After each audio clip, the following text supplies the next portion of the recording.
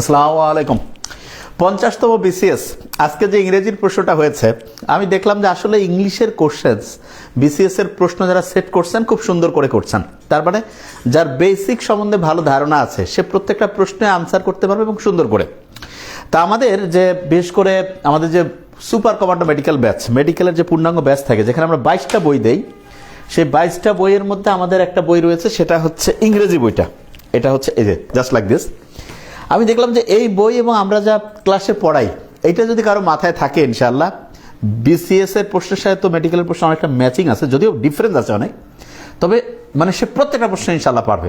সেটা আজকে আমরা দেখব যে প্রশ্নগুলো কিভাবে আনসার করতে হয় এবং বুঝে পড়লে যে ইংলিশ একদম ইজি এবং খুব মজার একটা সাবজেক্ট, এই জিনিসটা ইনশাআল্লাহ প্রত্যেকে বুঝতে পারবো। তাই খাতা কলম নিয়ে ফেলি, দেখি যে জিনিসগুলোর উত্তরগুলো কিভাবে কারেক্ট করতে হয়। প্রথম প্রশ্ন আসছে, it is no good falling in love at first sight. মানে প্রথম দেখায় পছন্দ হয়ে গেল, এটা ভালো না। আচ্ছা, হেয়ার দ্য ওয়ার্ড ফলিং, এই ফলিং শব্দটা কি নির্দেশ করছে? তা আমি সবসময় বলি যে আমরা যখন পার্টস অফ স্পিচ পড়াই তখন বলি যে সবচেয়ে গুরুত্বপূর্ণ একটা অংশ হচ্ছে নন ফাইনাইট ভার্ব। কি ভার্ব? Non finite. যে নন ফাইনাইটটাকে আমি এরকম করে বলি যে নন ফাইনাইট, এটা মনে রাখার বুদ্ধি হচ্ছে আইজিপি। আইজিপি মানেটা কি? আইতে হচ্ছে ইনফিনিটিভ, আইতে কি বলো? ইনফিনিটিভ, যেটাকে আমরা বলি টু প্লাস ভার্ব ইনফিনিটিভ। জি হচ্ছে জেরান্ট, যেটা হচ্ছে ভার্ব প্লাস আইএনজি। আর পিতে হচ্ছে পার্টিসিপল। এই পার্টিসিপলের আবার 3টা টাইপ আছে, আমি একটু আরো ডিটেলস লিখতে চাই কারণ এটা খুব ইম্পর্টেন্ট, স্টুডেন্টরা যাতে প্রত্যেকে মাথায় আনতে পারে। তাহলে আমরা একটু দেখে ফেলি, জাস্ট দ্রুততার সাথে আমরা শিখে ফেললে দেখা যাবে এর পরের পরীক্ষা আমি ইনশাআল্লাহ এগুলো পারবো। নন ফাইনাইট ভার্বের মধ্যে কয়টা টাইপ? 3টা। আইজিপি দিলাম, আইজিপি। আইতে হচ্ছে ইনফিনিটিভ, ইনফিনিটিভ। ইনফিনিটিভ হচ্ছে কি? To plus verb. এই ইনফিনিটিভ যে টু প্লাস ভার্ব, এটা নাউনকে নির্দেশ করছে। কাকে নির্দেশ করছে? নাউনকে। জি হচ্ছে জেরান্ট, এই জেরান্ট হচ্ছে ভার্ব প্লাস আইএনজি, এটাও নাউনকে নির্দেশ করছে। জেরান্ট বানানে এন আছে, এটাও নাউনকে নির্দেশ করছে। ইন্টারেস্টিং জিনিস, ইনফিনিটিভ বানানে এন আছে, এটাও নাউনকে নির্দেশ করছে। এরপরে পিতে হচ্ছে পার্টিসিপল। এই পার্টিসিপল 3 রকমের রয়েছে। একটা হচ্ছে প্রেজেন্ট পার্টিসিপল, প্রেজেন্ট পার্টিসিপল। এটা কি? এটা মূলত ভার্ব প্লাস আইএনজি। আর অনেকের মাথায় পড়বে যে ভাইয়া gerund verb plus ING, participle verb plus ING, ডিফারেন্সটা কি? ডিফারেন্সটা হচ্ছে জেরান্ডে যে ভার্ব প্লাস আইএনজি এটা নাউনের মতো কাজ করছে। কিসের মতো? নাউন।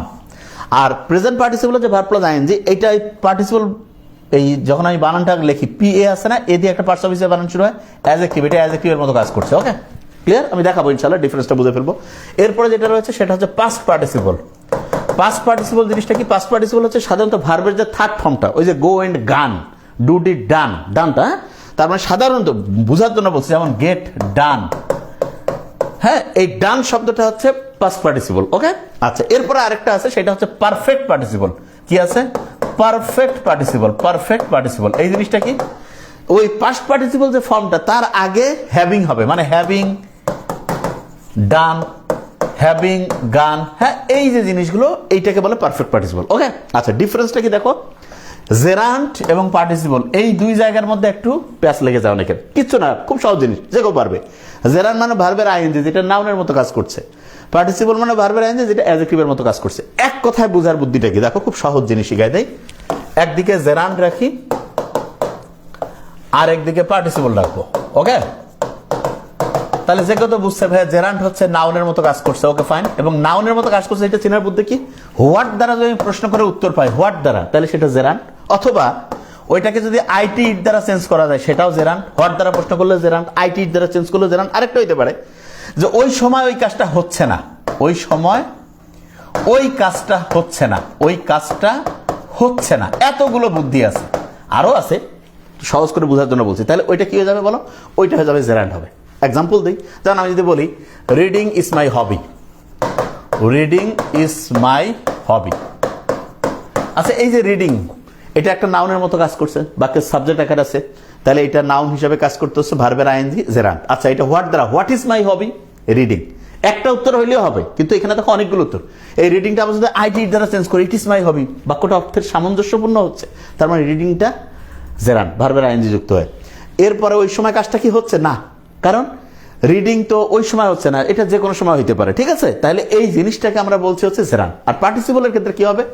এইটা এ দিয়ে প্রধানত অ্যাডজেক্টিভের কাজ করছে, এবং খেয়াল করতে হবে যে এইটা সাধারণত ওই সময় গতিশীল, সাধারণত ওই সময়ে চলমান আছে।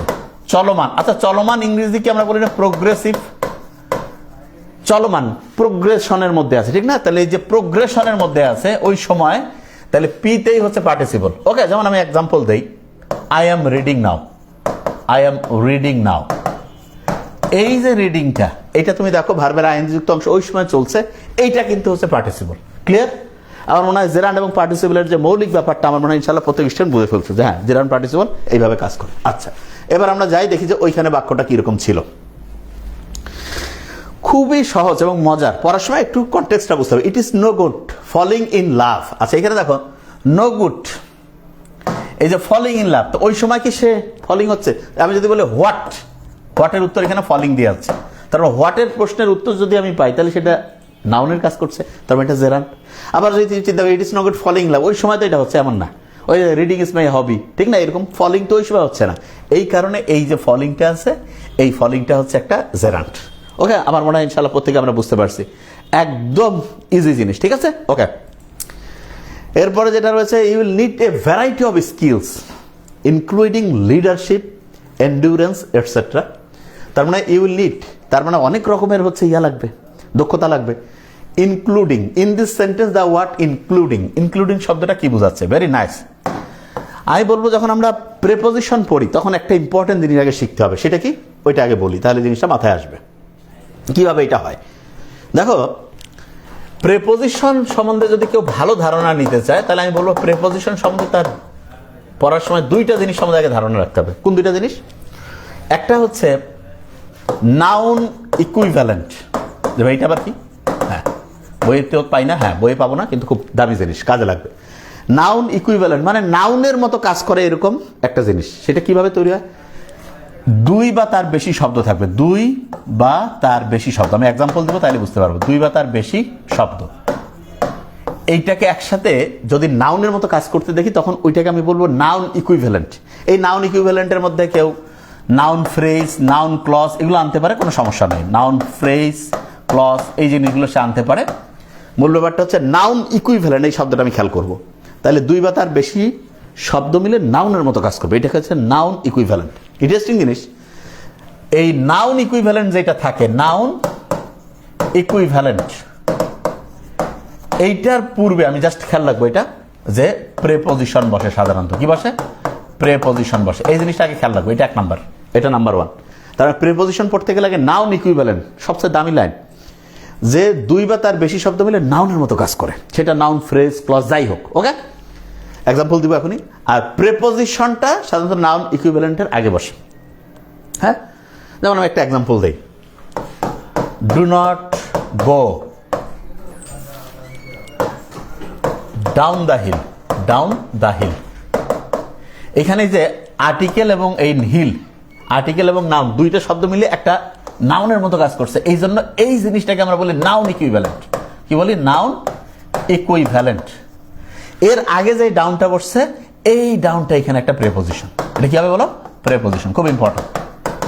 আচ্ছা, দ্বিতীয় যে জিনিসটা প্রেপোজিশন সম্বন্ধে শিখতে বলবো সেটা কি? সেটা হচ্ছে প্রেপোজিশনের অনেক টাইপ আছে, সিম্পল, অনেকগুলো টাইপ আছে। হ্যাঁ, তা আমি বলি যে প্রেপোজিশনের যতগুলো টাইপ আছে, কেউ যদি বলে যে ভাই একটা টাইপ আমি শিখবো, তাহলে সেটা কোনটা? সেটা হচ্ছে এইটা, সেটা হচ্ছে পার্টিসিপল প্রেপোজিশন। পার্টিসিপল প্রেপোজিশন এটা আবার কি? পার্টিসিপল প্রেপোজিশন একটু আগে খেলা আছে, আমরা পার্টিসিপল পড়ছিলাম যে ভাইয়ার আইএনজি যুক্ত অংশ যেটা অ্যাডজেক্টিভের মতো কাজ করে। হ্যাঁ, present participle, past participle, perfect participle. এখন আপনি বলছেন পার্টিসিপল প্রেপোজিশন। হ্যাঁ, সেটা কি? এই যে পার্টিসিপল প্রেপোজিশন, এইটা দেখে মনে হবে আইএনজি যুক্ত, কিন্তু আসলে ভার্বের আইএনজি যুক্ত ওইরকম না। ওই দেখে ভার্বকে সম্মান জানানোর জন্য নামকরণ এটা হয়েছে। কিরকম থাকে? যেমন খুব ইম্পর্টেন্ট একটা হচ্ছে রিগার্ডিং, এটা এক নম্বরে ইম্পর্টেন্ট। দুই নম্বরে হচ্ছে ইনক্লুডিং, তিন নম্বরে হচ্ছে এক্সক্লুডিং, চার নম্বর হচ্ছে কনসিডারিং। কনসিডারিং, এই চারটা জানলেই তোমার জন্য যথেষ্ট। এই চারটা, ঠিক আছে? রিগার্ডিং, ইনক্লুডিং, এক্সক্লুডিং, কনসিডারিং, এগুলো কি পার্টিসিপল প্রিপোজিশন। এক্সাম্পল দিই তাহলে বুঝতে পারো। যেমন আমি যদি বলি এরকম, I know nothing, regarding this, regarding this, এই যে রিগার্ডিংটা আছে না, এই দিসটা এটা নাউন বা নাউন ইকুইভ্যালেন্টের মতো, এটা ইকুইভ্যালেন্ট না বলার দরকার নেই, নাউন বললেই হবে। এইটার আগে যে রিগার্ডিংটা বসছে এইটা হচ্ছে একটা প্রেপোজিশন এবং ওইটা ভার্বের আইএনজির মতো মনে হচ্ছে না, কিন্তু আসলে না, কিন্তু এই জন্য এটাকে বলে পার্টিসিপল প্রেপোজিশন। ওকে, তাহলে এটা খুব ভালো করে খেয়াল করতে হবে। এবং বেশিরভাগ স্টুডেন্ট কিন্তু এটা পড়ে না, এবং এই জন্য টিচাররা জানে যে কোথায় পড়বে না, ওই জায়গা থেকে প্রশ্ন সেট আপ করে দেয়, এবং দেখা যায় স্টুডেন্টরা পারে না, কাজে হ্যাঁ কি প্রশ্ন কঠিন আছে, মোটেই কঠিন হয়নি, তুই পড়ার সিস্টেমে জানো না যে কোন জায়গা থেকে প্রশ্নটা হবে। বুঝতে পারছি, সব জিনিস তোমার মাথায় সবসময় রাখতে হবে না, যেই জায়গা থেকে আসবে সেটা মাথায় রাখো। তাহলে you need a variety of school, including, প্রথমে বলছি রিগার্ডিং সবচেয়ে ইম্পর্টেন্ট, তারপর ইনক্লুডিং, এক্সক্লুডিং, কনসিডারিং, তাহলে ইনক্লুডিং লিডারশিপ এন্ডুরেন্স, তাহলে যে কেউ জানবে ইজি জিনিস। তাহলে এটা হচ্ছে একটা পার্টিসিপল, মানে কোন রকমের, সরি পার্টিসিপল বলছি, এটা হচ্ছে একটা প্রেপোজিশন, পার্টিসিপল প্রেপোজিশন। দেখো টিচার আবার প্রশ্নের অপশন ভালো দিয়েছে, খুশি হয়েছি। অনেকে আবার মনে করো পার্টিসিপল না, এটা ভার্বের আইএনজি যুক্ত না, কিন্তু ওই রকম দেখতে মনে হয় না, এই যে শেষে আইএনজি আছে এই জন্য ওইখান থেকে নামটা আসছে। তো এটা মূলত প্রেপোজিশন, কোন টাইপের প্রেপোজিশন? পার্টিসিপল টাইপের প্রেপোজিশন। তাহলে উত্তর অপশনে প্রেপোজিশন, এটা কারেক্ট আনসার। ওকে, আমার মনে হয় ইনশাআল্লাহ প্রত্যেকে বুঝতে পারছি। এরপরে যাই, who is one is a coordinating conjunction. আচ্ছা, কনজাংশনের তো অনেক টাইপ আছে, কিন্তু দুইটা টাইপ আমি পড়তে বলবো। কোন দুইটা টাইপ একটু বলে রাখি। একটা হচ্ছে কোঅর্ডিনেটিং কনজাংশন পড়বো একদিকে, coordinating conjunction, coordinating conjunction, ordinating conjunction.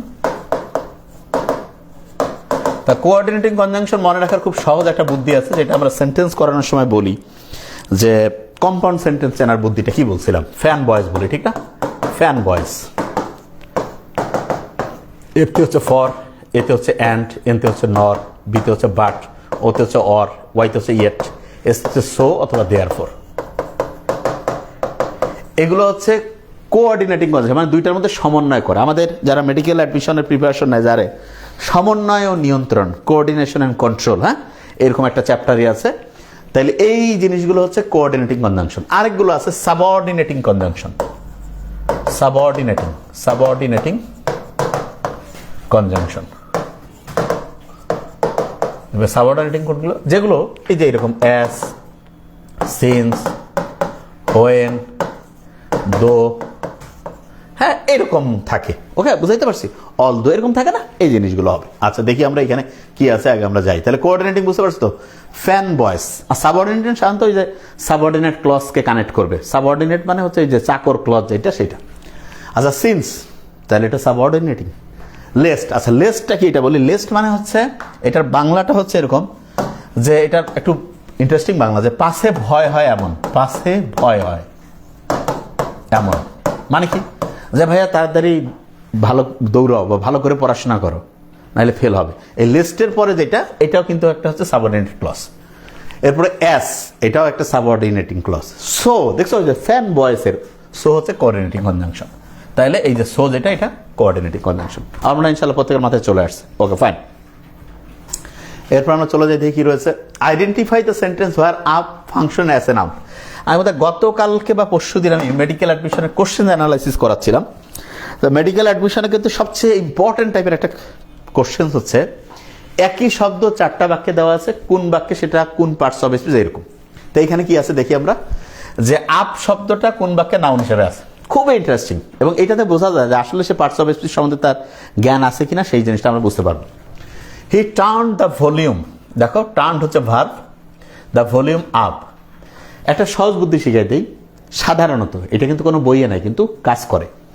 প্রেপোজিশনটা যদি শেষে থাকে সাধারণত, এবং এটা ভার্বের সাথে একটা সম্পর্ক তৈরি করে, তাহলে সেটা সাধারণত অ্যাডভার্ব। যেভাবে এক্সাম্পল দেন, এখানে তো একটা এক্সাম্পল আছে, তারপরে যেমন সিট ডাউন, এই ডাউনটা অ্যাডভার্ব।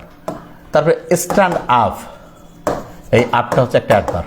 ওকে, আচ্ছা এরপরে কি রয়েছে, business confidence is on the up. এই আপ শব্দটার আগে কি আছে, দা। দা হচ্ছে কি আর্টিকেল।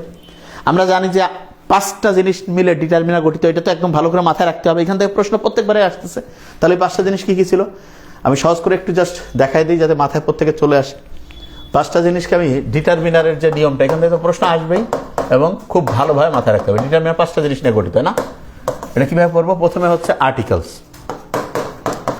আর্টিকেলসের মধ্যে কি কি আছে, এ অ্যান্ড দি, না? এ অ্যান্ড দি। Okay fine. এরপর কি রয়েছে, পজেসিভ। পজেসিভ হচ্ছে ইংরেজির ওই সকল শব্দ যেগুলো ব্যবহার করে কোনো কিছু নিজের অধিকারে থাকা বোঝায়, ঠিক তো? এগুলো বাংলা অর্থ ষষ্ঠী বিভক্তি হবে, যেমন মাই, হিজ, আওয়ার, এইরকম জিনিস রয়েছে। এরপরে হচ্ছে নিউমারালস। নিউমারালস হচ্ছে সংখ্যাবাচক শব্দ, যেমন 1, 2, 3, 4 এরকম হতে পারে। এরপর হচ্ছে ডেমনস্ট্রেটিভ। ডেমনস্ট্রেটিভ ডেমনস্ট্রেটিভ হচ্ছে যে সায়েন্সে যারা এসেছেন তারা জানেন, ডেমনস্ট্রেটর বলে একটা পোস্ট আছে না, যে দেখা যায় যে যারা হচ্ছে যে প্র্যাকটিক্যালের সময় দেখা যায় যে এটা এইভাবে করতে হয়। তো প্রদর্শক, ইংরেজির যে সকল শব্দ, যেমন দিস মানে এই, দ্যাট মানে ওই, দিস মানে এগুলো হচ্ছে ডেমনস্ট্রেটিভ। এরপর যেটা রয়েছে সেটা হচ্ছে কোয়ান্টিফায়ার্স। কোয়ান্টিফায়ার্স হচ্ছে পরিমাণবাচক, যেমন মেনি হইতে পারে, মাছ হতে পারে, লেস হতে পারে, ফিউ হতে পারে, লিটিল হতে পারে, এরকম। তো ইংরেজির 3টা মৌলিক নিয়ম একবারে শিখে ফেলতে পারি আমরা। সেটা কি? ডিটারমিনার, এইটার পরে যদি একটা শব্দ থাকে তাহলে সেটা একটা নাউন হবে। তার মানে এটা 5টা নিয়মের সামারি। আর্টিকেলের পর একটা শব্দ থাকলে নাউন, পজিটিভের পর একটা থাকলে নাউন, নিউমেরালসের পর একটা নাউন, ডেমনস্ট্রেটিভের পর একটা থাকলে নাউন, কোয়ান্টিফায়ার্স পর একটা শব্দ থাকলে ওই শব্দটা নাউন হবে। ডিটারমিনার পরে যদি 2টা থাকে, সংক্ষেপে ডি লিখলাম ডিটারমিনার, তাহলে সেটা হচ্ছে প্রথমটা অ্যাডজেক্টিভ, তারপর একটা নাউন হয়ে যাবে। এবং ডিটারমিনার পরে যদি 3টা জিনিস থাকে তাহলে প্রথমটা অ্যাডভার্ব, তারপর একটা অ্যাডজেক্টিভ, তারপর একটা নাউন। এখানে একটু জাস্ট খেয়াল করবো, নাউনের বামে অ্যাডজেক্টিভ বসতেছে, অ্যাডজেক্টিভের বামে অ্যাডভার্ব বসতেছে। এই জন্য একটা নিয়ম খেয়াল করতে বলি আমি। আমরা তো শিখাই পার্টস অফ স্পিচকে কোড দিয়া, যে পার্টস অফ স্পিচের কোড যত বেশি সাধারণত তত বামে বসে, এইটা হচ্ছে এইখানে কাজ করবে। তবে সামারিতে যখন আমি বলি তখন সেই জিনিসটা ম্যাচিং করতে হবে। জাস্ট এইটা খেয়াল রাখো, প্রত্যেকটা পার্টস অফ যে কোড আছে, কোডটা যত বেশি সেটা তত বামে চলে যাবে। ওকে, জাস্ট একটু খেয়াল রাখো। এটা পরে আরো ডিটেলস আমাদের গ্রুপে আমি তো বলতেই থাকবো ইনশাল্লাহ। আচ্ছা, এখানে কি ছিল? Business conference is on the top, তাহলে আর্টিকেল, তাহলে এটা একটা ডিটারমিনার, এরপর একটা শব্দ থাকলে সেটা হচ্ছে নাউন। তো পেয়ে গেছে উত্তর আমরা, তারপর অন্যগুলো একটু করে দিচ্ছি, এটা হচ্ছে noun. Okay, we live just up the road. এই যে লক্ষ্য করো, দ্য রোড, এই যে আর্টিকেলের পরে এই রোড, এইটা একসাথে এটাকে বলে নাউন ইকুইভ্যালেন্ট। কি বলে? Noun equivalent. এই নাউন ইকুইভ্যালেন্টের আগে যে এই যে আপটা আছে না, যাকে বলবো ভাই, ঠিক আছে, এই নাউন ইকুইভ্যালেন্টের আগে যে এই যে আপটা, এই আপটা হচ্ছে একটা প্রেপোজিশন। বলছি না, প্রেপোজিশনের মধ্যে 2টা জিনিস শিখতে হবে। নাউন ইকুইভ্যালেন্টের আগে বসে, এটা 1 নম্বর দামি কথা, আর ওই যে পার্টিসিপল প্রেপোজিশন, তাহলে আপটা হচ্ছে প্রেপোজিশন। এটা কি বলো? Preposition. Okay, fine. Hour system should be up. দেখো, কাল পরশু বোধ আমি পড়ালাম এরকম, শুড বি, এটা হচ্ছে একটা লিঙ্কিং ভার্ব। যে ভাইয়া লিঙ্কিং ভার্বের পরে যে শব্দটা, এটা হয় অ্যাডজেক্টিভ হবে নাইলে নাউন। তাহলে আমি যদি বলি should be okay, should be nice, should be fine, should be beautiful, এই শব্দগুলো প্রত্যেকটা অ্যাডজেক্টিভ না? তাহলে এটা একটা অ্যাডজেক্টিভ। তাহলে এই আপ শব্দটা এখানে অ্যাডজেক্টিভ। তাহলে আমাকে বলছে কোনটা নাউন? এটা হচ্ছে B number, business confidence on the up. তার মানে হচ্ছে ব্যবসার যে হচ্ছে বিশ্বাসটা, এটা খুব দ্রুত গতিতে ঊর্ধ্বমুখী হচ্ছে। Very nice. Candidates are required to get the centre before 9 AM। বিশেষ পরীক্ষা ধরো 10 শেষ হবে, 9টার আগে যাইতে হবে। তাহলে কোনো জিনিসের দিকে হইলে টু হয়।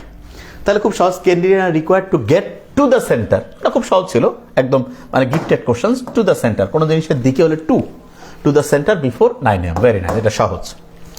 What is the antonym of percipience? আচ্ছা, এই শব্দগুলো যখন আমরা পড়বো একটু বুদ্ধি করে দেখি যে কিভাবে পড়া যেতে পারে। পারসিপিয়েন্স মানেটা কি? পারসিপিয়েন্স মানে হচ্ছে উপস্থিত তীক্ষ্ণ বুদ্ধি সম্পন্ন, উপস্থিত তীক্ষ্ণ বুদ্ধি সম্পন্ন, বুদ্ধি সম্পন্ন। যেমন বিসিএস অফিসার হতে গেলে একটু, খুব যে লাগে তা না, একটু তীক্ষ্ণ বুদ্ধি মানে কি? একটু অ্যানালাইসিস করার ক্যাপাসিটি। হ্যাঁ, যে ওই সময় একটু এইটা উত্তর ঠিক হইতে পারে, দেখি আমরা কিরকম হইতে পারে। এইটার বলছে অ্যান্টোনিম, মানে বিপরীত শব্দ। শ্রুডনেস, এই যে শ্রুডনেস, এটার মানে হচ্ছে এটা অনেকটা এরকম না, শার্পনেসের সাথে মিলে না? যে কাকে বলে শার্পনেস, ভাই ওর ব্রেনটা শার্প খুব, কবে যাওয়া ভাইয়া, তার মানে খুব হচ্ছে চাঙ্গা ব্রেন, ঠিক না? আচ্ছা, তাহলে শ্রুডনেস এটা মানে হচ্ছে যে তীক্ষ্ণ বুদ্ধি সম্পন্ন, তার মানে এটা সিনোনিম হইল। ডালনেস, মূর্খ কবে, ভাই ব্রেন খুব ডাল। কেউ এই অর্থগুলো না জানলেও মোটামুটি বের করে ফেলতে পারবে। ডালনেস মানে হচ্ছে একেবারে ওই যে গোবর গণেশ কইতে পারো না, এরকম মূর্খ, সহজ বাংলায়। ডিসার্নিং মানে হচ্ছে ভালো উপস্থিত বুদ্ধি, চতুর, চালাক। অ্যাস্টিউটনেস মানে হচ্ছে এটাকে অনেকটা অ্যালার্টনেসের সাথে আমি মিলাই পড়তে পারি। অ্যালার্টনেস, কেন ভাই খুব অ্যালার্ট, মানে চতুর আছে, একটু চোখ কান খোলা আছে। তাহলে এটার অ্যান্টোনিম গুণটা শুধু ডালনেস। কিছু দেখো, পরীক্ষার হলে আমি সবসময় বলি যে পরীক্ষায় ভালো করার জন্য আগের থেকে ব্রেনটা পরিষ্কার রাখতে হয়, এটা যেটা আমি সবসময় বলি। এবং পরিষ্কার রাখার জন্য বুদ্ধি যেটা, সেটা হলো নিয়মটা হচ্ছে ঈশ্বরের যেটা উচিত, যে আমি যখন একটা জিনিস করব, আমি যখন হচ্ছে একটা জিনিস পড়তে যাব, তখন আমাকে এমনভাবে পড়তে হবে যাতে করে আল্লাহর রহমতে পরীক্ষার হলে আমি টেকনিক দিয়ে চিন্তা করে অনেকগুলো উত্তর ইনশাল্লাহ বের করে ফেলতে পারি। আচ্ছা, এরপরে দেখি কি রয়েছে। আইডেন্টিফাই দ্য ইনকারেক্ট স্পেলিং, তার মানে কোনটা বানান ঠিক নাই। আচ্ছা, এইখানে এখন ইনকারেক্ট স্পেলিং এর ক্ষেত্রে কিন্তু মানে একটু চিন্তাশীল হইতে হবে যে আসলে এটা কি বলছে। ওকে, একটু চিন্তা করতে হবে।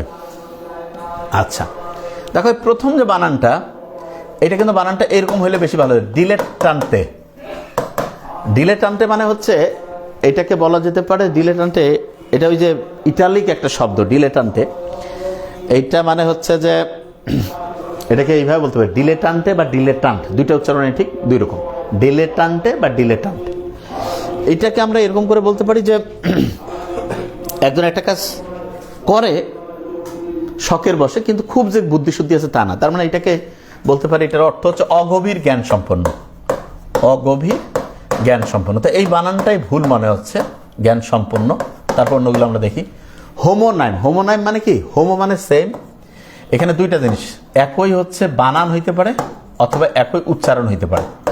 যেমন এক্সাম্পল দিই তাহলে বুঝছি। যেমন আমি যদি বলি, যেমন I have a bank, I have a bank, এটা হচ্ছে যে আমার যে একটা ব্যাংক আছে। আর আমি বলি না যে ওই যে বুড়িগঙ্গা, ওই যে Dhaka city in the bank of the river of Buriganga বলি না, তাহলে এই যে ব্যাংক মানে আবার নদীর তীরও হয়, ঠিক না? নদীর তীরও হয়, তা বানান কিন্তু একই। তারপরে দেখবো যে প্যাশেন্ট, এই প্যাশেন্ট শব্দটা নাউনও হইতে পারে, আবার এই প্যাশেন্টটা অ্যাডজেক্টিভ হইতে পারে। যেমন দি প্যাশেন্ট হ্যাড ডাইড, এখানে নাউন, হ্যাঁ, বি প্যাশেন্ট এখানে অ্যাডজেক্টিভ। তার মানে এই রকম জিনিসগুলো থাকে এখানে। আচ্ছা, এরপরে কি হচ্ছে ক্রোমুলেন্ট। আচ্ছা, ক্রোমুলেন্ট মানে হচ্ছে চলনসই, চলবে আর কি, যে কোনোভাবে গ্রহণযোগ্য, হ্যাঁ, চলনসই, চলবে। ক্রোমুলেন্ট চলনসই, ঠিক আছে।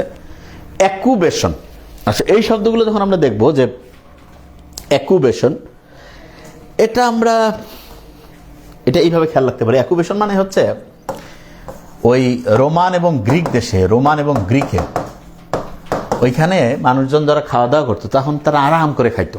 আরাম করে খাওয়ার জন্য কি করতো? হেলান দিয়ে একেবারে আতশো অবস্থা, ইজি চেয়ার আছে না, ওইখানে একদম রাজা বাদশার লাইফ আসে একদম তুলে তুলে খাচ্ছে। তা ওইটাকে বলে অ্যাকুবেশন, মানে খুব আরাম করে আতশো অবস্থায় খাওয়া। তাহলে এখানে ইনকারেক্ট স্পেলিং হচ্ছে এই যে ডিলেটান্তে, এই শব্দটা, এটা অগভীর জ্ঞান সম্পন্ন, এইটাই হচ্ছে ভুল ছিল। ওকে, তাহলে বানানটা, এটা প্রশ্নটা বেশ জটিলতার একটু আছে, আগে থেকে না জানলে মুশকিল। A very large building in which aircraft are housed is called. আচ্ছা, এটা একটা ইন্টারেস্টিং জিনিস। A very large building in which aircraft are housed. তো এয়ারক্রাফট আর হাউসড, এটা কেন দিল এই প্রশ্নটাকে বুঝতে হবে। এই যে আমরা দেখছি না যে ঢাকায় বেশ কিছুদিন আগে ঢাকায় যে এয়ারপোর্ট ছিল, শাহজালাল ইন্টারন্যাশনাল এয়ারপোর্ট, সেখানে হ্যাঙ্গারের মধ্যে আগুন লাগছিল, শুনছেন না? হাজার হাজার কোম্পানির জিনিসপত্র, শত শত কোটি টাকা লস হয়েছিল। তো হ্যাঙ্গার বলতে অনেকে হ্যাঙ্গার ফিরছে। হ্যাঙ্গার দুইটা আছে।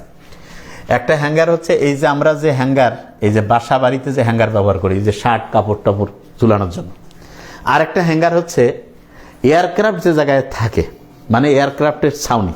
সহজ করে বলি, এই ডিসি অফিসের সামনে দেখবে যে পাজেরো, প্রাডো, বিভিন্ন গাড়ি রাখার জন্য উপরে একটা ছাউনি দেওয়া থাকে না, গরু রাখার জন্য একটা গরুর শেড দেওয়া থাকে না, এরকম বিমান রাখার জন্য যে শেড, যে ইয়াটা, সেইটাকে বলে হচ্ছে হ্যাঙ্গার। তাই বানানটা এই দুইটার মধ্যে জ্ঞানদাম লাগে, মনে রাখার বুদ্ধি শিখাই। আমি যদি এয়ারক্রাফট বানানটা কাউকে বলি, এয়ারক্রাফট, দেখো এয়ারক্রাফট বানানোর দুইটা এ আছে, হ্যাঙ্গার বানানোর দুইটা এ থাকতে হবে, এই যে হ্যাঙ্গার। আর যেইটাতে ওই যে আমাদের কাপড় চোপড় আমরা রাখি, সেটাকে কিন্তু একটাই, বুঝাইতে পারছি? তাহলে এই জায়গাটা স্টুডেন্টদের খুব ভুল হয়, এই জায়গাটা একটু ভালো করে খেয়াল করতে হবে। তাহলে এই হ্যাঙ্গার এইটা, আর অন্যগুলো একটু যে টার্মিনাল তো জানি, যেখানে একেবারে লাস্ট স্টেশন। আবার টার্মিনাল মানে এরকম হয়, কয়েকটা টার্মিনাল স্টেশন, প্রান্ত, ফাইনাল, চূড়ান্ত। অ্যারোড্রোম, অ্যারোড্রোম মানে ছোট বিমান বন্দর, যেখানে বিমান উঠানামা করতে পারে, এরকম। Okay, fine. A synonym of the word, এটা কি? ক্রিপাসকুলার। আচ্ছা, এটা মানে কি? ক্রিপাসকুলার মানে হচ্ছে, এটাকে আমরা বলতে পারি গোধূলি। কি বলবো? গোধূলি। আচ্ছা, গোধূলি মানে বুঝতে পারছি তো, এই যে সন্ধ্যা শুরুর সকালের দিকের যা সূর্য যখন একটু আপসে হলুদ, ওই টাইপের যে থাকে, ওই অবস্থায়। নকচার্নাল, এটা তো হচ্ছে নৈশকালীন, রাত্রিকালীন। এরপরে ডায়ুরেনাল, এটা মানে হচ্ছে এই ডে এর সাথে সম্পর্ক, তার মানে হচ্ছে দিবাকালীন, দিবাকালীন।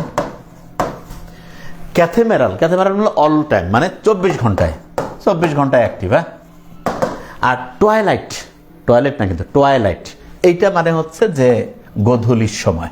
তাহলে ক্রিপাসকুলার এটা কিন্তু বেশিরভাগই পারা উচিত, টয়েলাইট এটা হচ্ছে তার সিনোনিম। ওকে,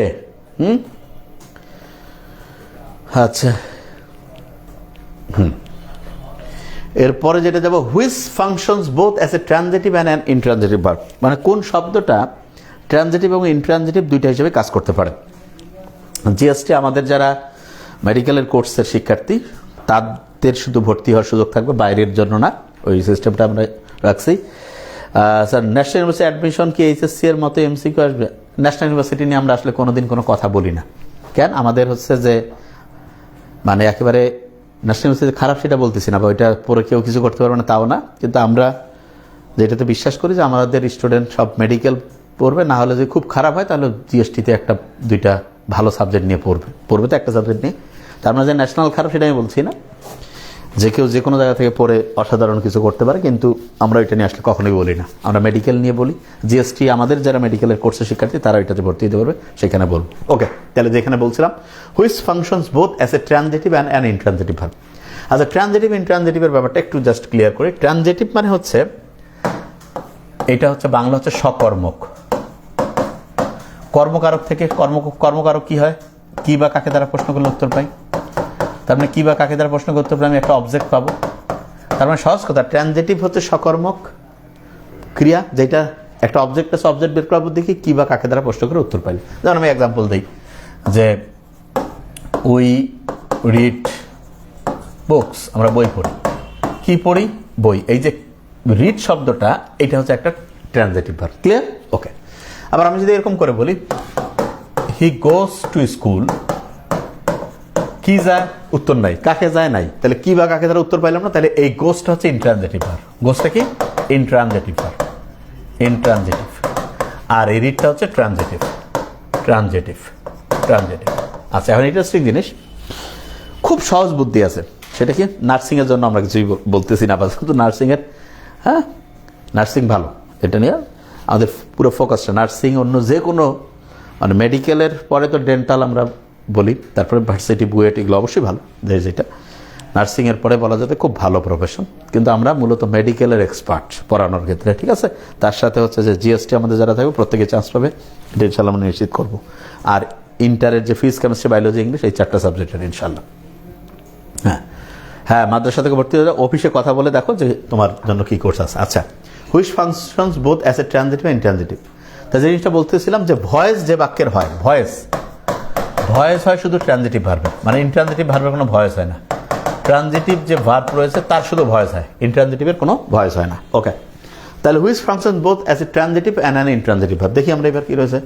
যেমন আমি যদি বলি হি স্লিপস, দেখো তুমি নিজে বুঝতে পারবা কি কাকে দ্বারা প্রশ্ন করে উত্তর আছে? নাই। তাহলে এটা হচ্ছে ইনট্রানজিটিভ, আইটি দিলাম, intransitive. We arrive, at the station, যাই, কিছু আছে, কি বা কাকে উত্তর নাই, তার মানে এটা ইনট্রানজিটিভ। ব্রেক, আচ্ছা, ব্রেকটা খুব ইন্টারেস্টিং হতে পারে। যেমন আমি যদি বলি যে he has broken the glass, লক্ষ্য করো, he has broken the glass, কি ভাঙছে? গ্লাস। তাহলে এই ব্রোকেনটাই ব্রেক থেকে তো আসছে, বা তুমি এটা এইভাবে বলতে পারো হি ব্রেকস দ্য গ্লাস। হ্যাঁ, এটা দিল একই কথা, ব্রেকস দ্য গ্লাস। তার মানে এই ব্রেকটা এখানে এর একটা অবজেক্ট নিয়েছে, তার মানে যেই ভার্বটার সাথে একটা অবজেক্ট নিতে পারবে সেটা ট্রানজিটিভ, আর যেটা নিতে পারবে না সেটা ইনট্রানজিটিভ। ঠিক আছে, ওকে। ঢাকা ইউনিভার্সিটি খ থেকে জিএসটি পারবে স্যার? ঢাকা ইউনিভার্সিটি খয়ের জিএসটি, হ্যাঁ, ওদের জিএসটি একটা প্রোগ্রাম আসবে, ওটা ঠিক আছে, আমাদের ওই জিনিসটা আসতেছে, দাঁড়াও। তাহলে যেটা বলছিলাম যে এটা ইনট্রানজিটিভ, যেটা অবজেক্ট আছে সেটা ট্রানজিটিভ, আর না হলে ইনট্রানজিটিভ। তাহলে হি ব্রেকস দ্য গ্লাস, এখানে অবজেক্ট আছে, তার মানে এটা ট্রানজিটিভ। আবার যদি এরকম আমি বলি, যেমন যদি বলি যে দ্য গ্লাস ব্রোক, তা এটা তুমি দেখো যে এই বাক্যটার কিন্তু আর কোনো অবজেক্ট আসেনি, তার মানে এটা ইনট্রানজিটিভ। তার মানে ব্রেক শব্দটা ট্রানজিটিভ, ইনট্রানজিটিভ দুইটা হয়, বলছে both as a transitive and intransitive. Very nice. আর ডাই তো অলওয়েজ হচ্ছে ইনট্রানজিটিভ হবে। বুঝাইতে পারছি? Okay, fine. এরপরে চলে যাই to have a shot, 1 shot 2 shot, এরকম টু হ্যাভ এ শট মানে চেষ্টা করা। তারপরে টু ওপেন ফায়ার মানে ফাঁকা গুলি না, এটা মোটেই না। টু টেক এ ফটোগ্রাফ, ছবি তোলা না। টু মেক এ ট্রাই, চেষ্টা করা, হ্যাঁ চেষ্টা করা, এটা হচ্ছে to have a shot. To test a gun, যে গান ঠিকভাবে কাজ করছে কিনা, এটাও না। Okay, the book that she recommended turned out to be very helpful, যে বইটা তিনি হচ্ছে সাজেস্ট করছিলেন সেটা খুব হেল্পফুল হয়েছে। তো এইটা আমরা কিভাবে করতে পারি, লক্ষ্য করো, যে জায়গায় দাগ আছে এই দাগ দেওয়ার বামে কি আছে, নাউন। নাউন সম্বন্ধে যেটা তথ্য দেবে, এটা নিয়ে তো ডিটেলস বলি, এখানে একটু বলি। এটা অবশ্যই একটা কি হবে, অ্যাডজেক্টিভ ফ্রেজ অথবা ক্লজ। রিকমেন্ডেড রয়েছে, তার মানে অ্যাডজেক্টিভ ক্লজ হবে, হ্যাঁ, যেহেতু ফাইনাইট ভার্ব রয়েছে। এখানে দেখি এখন রিলেটিভ ক্লজ, হ্যাঁ রিলেটিভ ক্লজ দ্যাট দিয়ে থাকলে এটা হইতে পারে। দেখি আগে, নাউন ক্লজ তো হবেই না, অ্যাডভার্বিয়াল ক্লজ হবে না, ইন্ডিপেন্ডেন্ট ক্লজ হবে না। তাইলে রিলেটিভ এবং অ্যাডজেক্টিভের মধ্যে যেটা আছে, কোনটা আছে, রিলেটিভ রয়েছে। তাইলে এই যে এটা হচ্ছে দ্যাট দিয়ে এটা হচ্ছে রিলেট করছে রিলেটিভ প্রোনাউনের মতো, এবং গোটালটা হচ্ছে একটা রিলেটিভ ক্লজ হিসেবে এসে গেল। তোমরা খুব ইম্পর্টেন্ট, এখান থেকে প্রশ্ন আসবেই। এরপর which gender is the word monarch. Monarch বলতে কিন্তু এটা এর কোনো ইয়া নাই, মানে মেল ফিমেল নাই, তার মানে ম্যাসকুলিন ফেমিনিন কিছুই না। তাহলে এটা আমরা যে কেউ আমি বলবো যে মোনার্কের সাথে এটা। এখানে একটা জিনিস একটু খেয়াল করতে হবে আমাদের, যে জিনিসটা আমার সেটা মাথায় আসে, যে একটা স্টুডেন্ট পরীক্ষা ভালো রেজাল্ট কেন করতে পারে না, আমি এটা চিন্তা করি।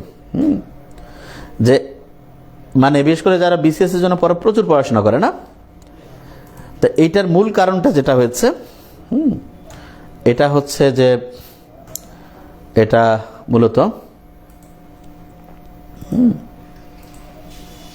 আচ্ছা, তার মানে এটা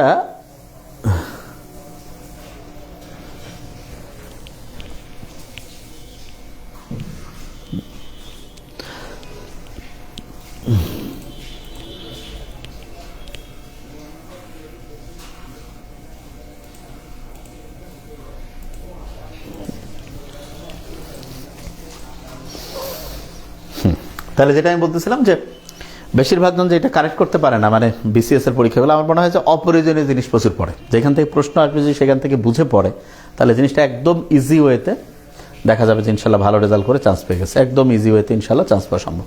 ওকে, যে জায়গায় আমরা ছিলাম, আমি কমেন্টস দেখতে পাচ্ছিলাম না। Okay fine.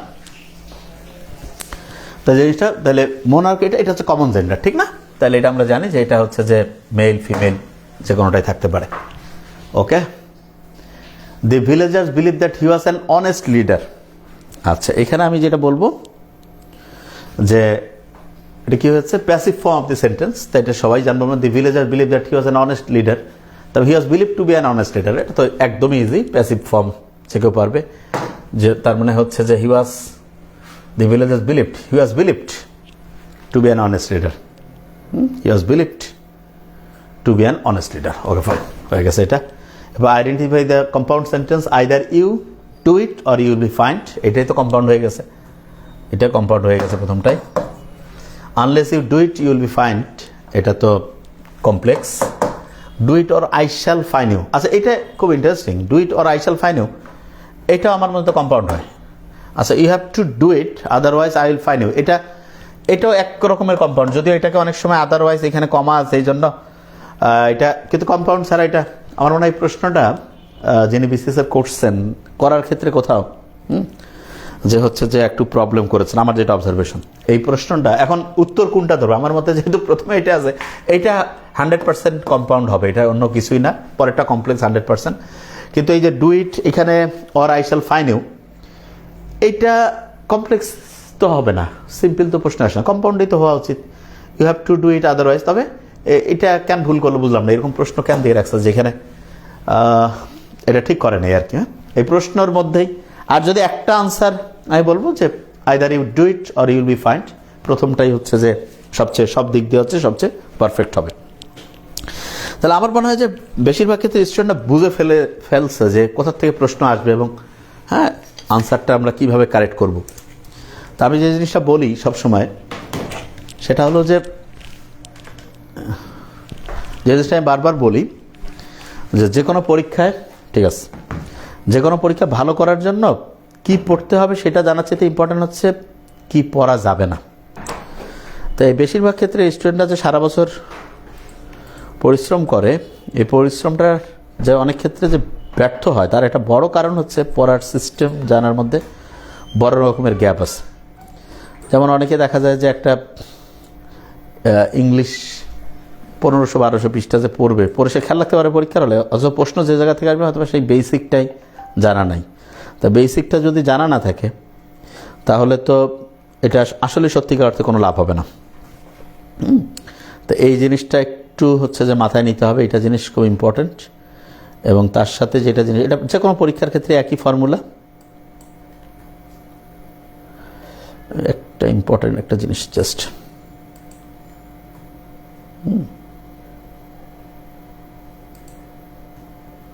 Okay.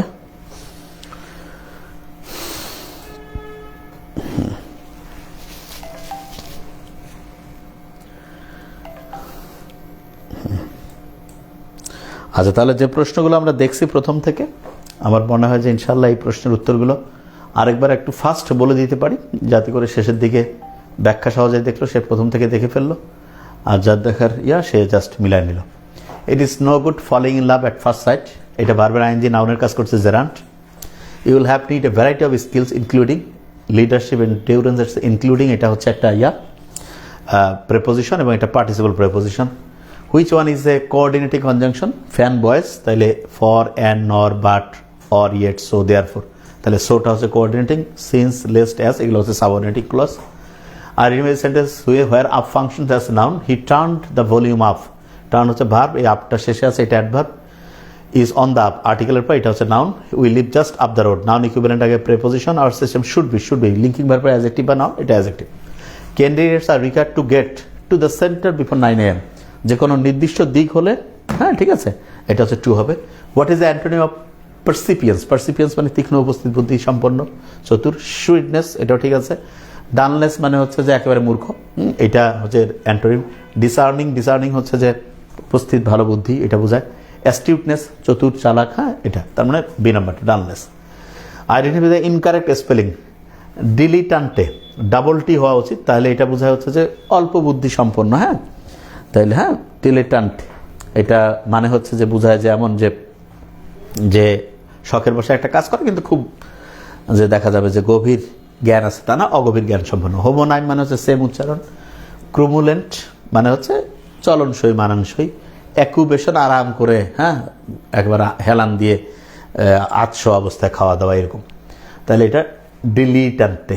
Okay. A very large building in which aircraft are housed, এটা হচ্ছে হ্যাঙ্গার, দুইটাই থাকবে, এয়ারক্রাফট বানানে দুইটাই, দেখো হ্যাঙ্গার বানানে দুইটাই। আর আমরা বাসা বাড়িতে যে হ্যাঙ্গার সেটা কিন্তু একটা থাকে। এরপরে যেটা সিনোনিম অফ দ্য ওয়ার্ড ক্রিপাসকুলার মানে গোধূলি, নকচার্নাল হচ্ছে রাত্রিকালীন, ডায়োনাল হচ্ছে দিবা, দিনের ব্যাপার, ক্যাথেমারাল হচ্ছে 24 ঘন্টায়, টুয়াইলাইট এটা হচ্ছে গোধূলির সময়। Which function both as a transitive মানে যেটা অবজেক্ট আছে, ইন্ট্রানজিটিভ মানে অবজেক্ট নাই। স্লিপ এটা অবজেক্ট নেয় না, তার মানে ইন্ট্রানজিটিভ। অ্যারাইভ এটা অবজেক্ট নেয় না মানে ইন্ট্রানজিটিভ। ব্রেক এটা অবজেক্ট নিতেও পারে, তখন ট্রানজিটিভ, আর অবজেক্ট আনলে ইন্ট্রানজিটিভ। যেমন he has broken the glass, transitive. আবার হচ্ছে দি গ্লাস হচ্ছে ব্রোক, এটা হচ্ছে ইন্ট্রানজিটিভ। ডাই তো always intransitive. Two have a shot তার মানে হচ্ছে চেষ্টা করা। টু ওপেন ফায়ার তো হবেই না, to take a photographer, to make a try এটা। The book that she recommended turned out to be very helpful, that she recommended এটা হচ্ছে নাউন সম্বন্ধে তথ্য হচ্ছে, এটা হচ্ছে অ্যাডজেক্টিভ ক্লজ, কিন্তু এখানে উত্তরের অপশন বোধহয় অ্যাডজেক্টিভ ছিল না, relative clause. Okay fine. What gender is the word monarch, এটা মোনার্ক মানে তো বুঝতে পারছি মেল ফিমেল যে কোনো রাজা রানী হইতে পারে, তার মানে এটা হচ্ছে একটা কমন জেন্ডার। এরপরে the villagers believe that he was an honest leader, he was believed to be an honest leader. আর ইন কম্পাউন্ড সেন্টেন্স প্রশ্নটার মধ্যেই একটু খচুর খাচার, either you do it or you will be find, এটা আমরা দিতে পারি। Thank you so much. তো ইনশাল্লাহ ভালো করে পড়লে, জিএসটির কোর্স আমাদের যারা মেডিকেল কোর্সের সাথে ফুল কোর্সে আমাদের আগের ব্যাচে ছিল বা নতুন সেকেন্ড টাইমের ব্যাচে, তারা হচ্ছে ভর্তি হতে পারে। আমরা 2-1 মধ্যে এটার নিয়মকানুনগুলো বলে দিব যে কীরকম পেমেন্ট করে কারা কারা এটাতে যুক্ত হতে পারবে।